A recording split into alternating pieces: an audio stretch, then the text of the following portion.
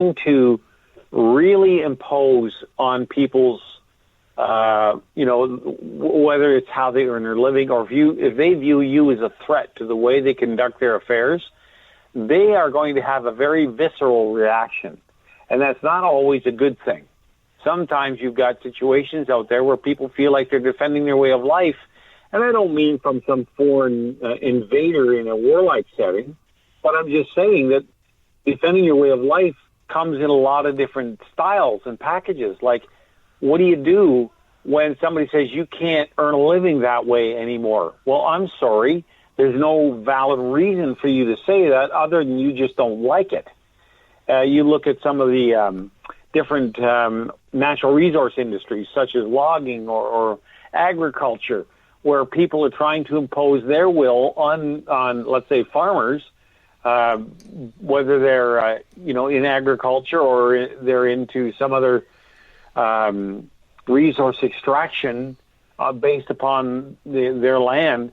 And somebody will come along and say, oh, we don't like that. You can't do that anymore. Well, who the hell are you? And people get their hackles up. And I see the same kind of thing here, where you've got people out there saying, wait a minute, like there's this restaurant down in Leamington. A few weeks ago, there was an incident in a town in BC where the people who actually were patrons of the restaurant got involved in forcing a government inspector, out of the store by chanting, "Get out, get out, get out," until the guy had to leave. And they just basically openly rebelled. Now it's happened in Leamington. That's the town I was born in. And, it's just, this kind of stuff is going to get more and more. You're going to see more and more of it because people have had it. Everybody I talk to, even if even if they're wearing the mask and doing everything right, they're sick of it. They don't even want to talk about it anymore. And I don't blame them. I saw a lady walking down the street yesterday in Killaloe. She was outside. She had on one of those paper masks and a full face shield walking down the street. Nothing in her hands. It wasn't like she'd come out of a store and didn't have the ability to remove all that stuff. She was walking with purpose down the street with a mask and a face shield on. How pathetic is that? Well, I can live with that if that's her choice. I don't care. She can walk around in a hazmat suit with a full face gear. For all I care. What bothers me is that people are trying to force other people to do that, and taking matters into their own hands.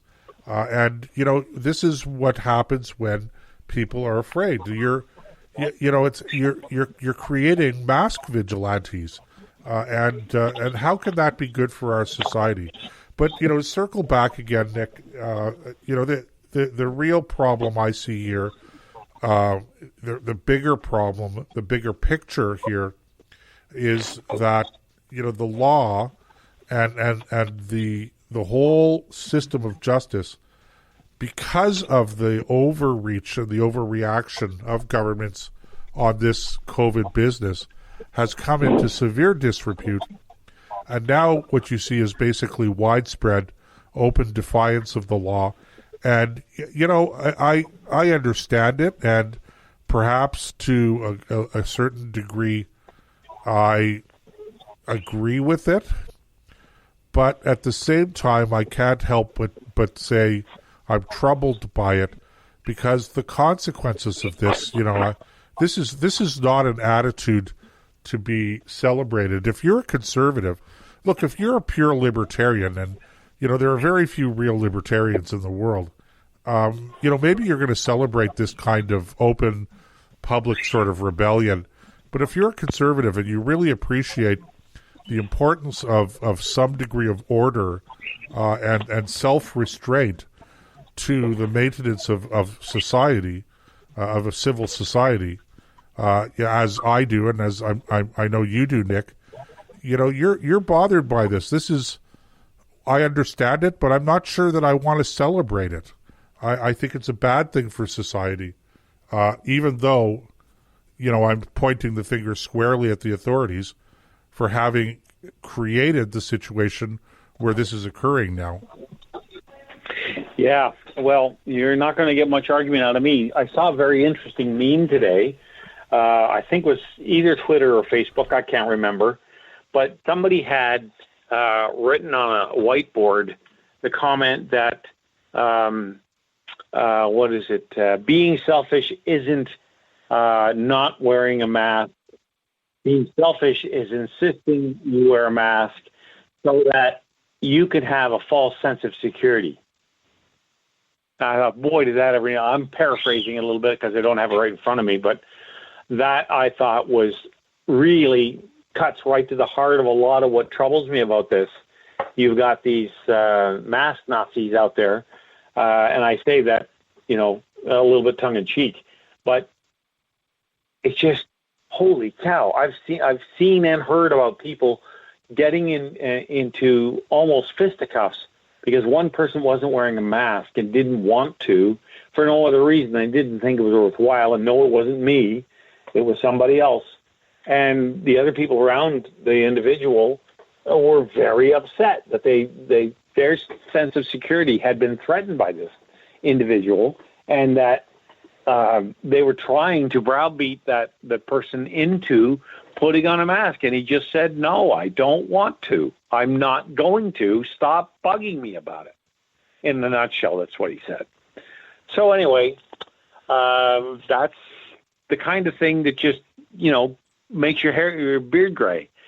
Yeah, you watch this stuff go on, you hear it happen, you see your country go from basically a pretty secularly liberal society where people can, live and let live and do their own thing without a whole lot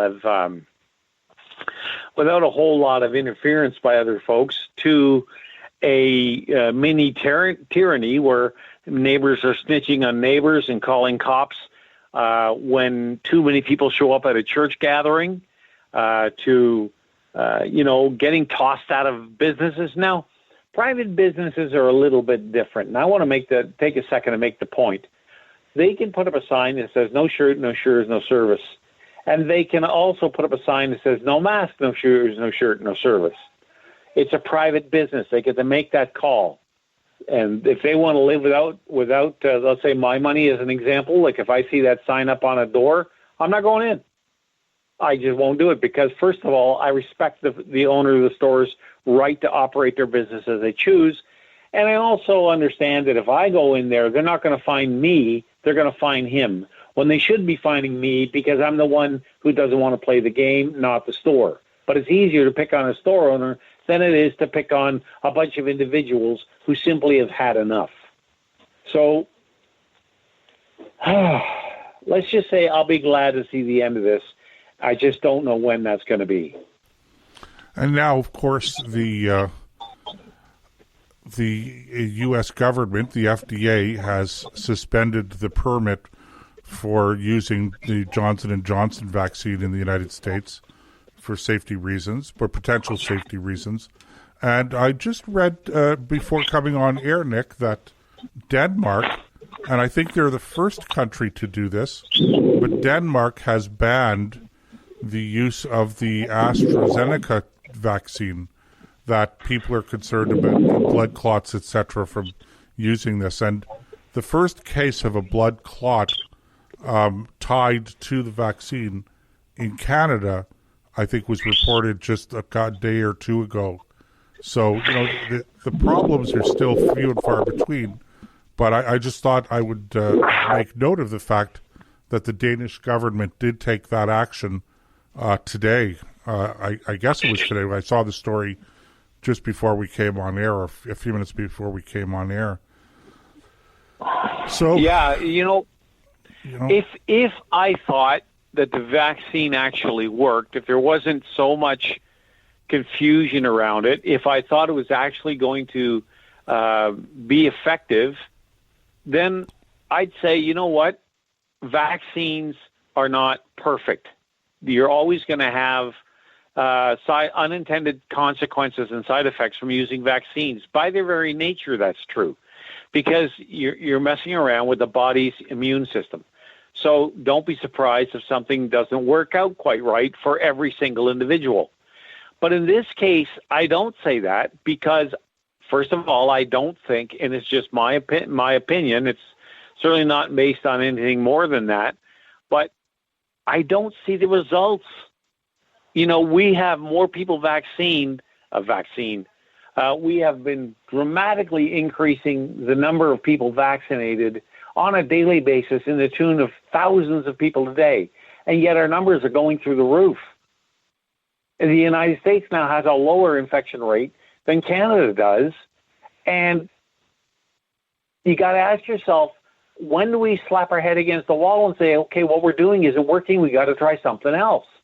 When does that happen? And I don't think anybody has an answer for that question yet. Well, I don't think we have used the vaccine as widely as other countries have. So I think the bigger question is, and like you, I'm not an anti-vaxxer. I just want to stress that.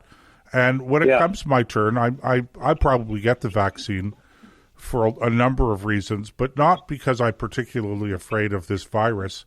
If I went to get a test tomorrow, and I can't, I was looking to see where I could get tested, being asymptomatic, but I wouldn't be surprised to learn that I have had this already and recovered from it. And I think that there are a lot of people out there who probably fit into that category. So my question is are vaccines really necessary? Are they effective? I don't agree with you on this one, Nick. I think that they are effective, but the problem is that we just aren't using and getting enough of them. And I think that you'll see a combination. Like, for instance, I follow fairly closely because of friends and relatives in Israel. So I follow fairly closely what's happening over there. And they're in the middle of just basically opening everything up again because they have had a very high vaccination rate. Not 100%, not even 90%, but very high. Plus, combine that with the immunity of the people who have already been exposed and sick and recovered, and which was a very large number in Israel. So basically, what the numbers now are just completely collapsing. Daily, the numbers of sick people and hospitalized people are very low, and I guess what I'm saying is, in a roundabout way, is I believe vaccinations are effective, an effective way of immunizing people so that they don't get the illness, and so I wouldn't recommend that people don't get the vaccine because it's not effective. Having said that, I still don't know how necessary it is, but that's a separate topic altogether. And and I'm watching the clock here. I see we're coming to the bottom of the hour very soon, Nick. But I can't help but use the last 60 seconds to get my dig in here once again, to point out that we're not doing all of these measures in order to quote unquote save lives. Although that is a benefit of it, perhaps, but we're doing all of these things because nobody thought over the past 12 months to invest resources in expanding significantly, even if it's just on a temporary basis, the number of hospital beds available to be able to treat this illness. And so all of this is about saving our broken healthcare system from collapse, and to me, that's just driving me crazy, because there is no excuse for us not to have put in place plans to expand our ICU capacity in this province, knowing full well there'd be a second and perhaps a third wave of this particular virus. There's just no excuse for that. That is a fundamental failure in planning on the part of government. And there should be some accountability for that. Anyway, Nick, I see that it's the bottom of the hour now, So we're going to be back in a few minutes. If you're listening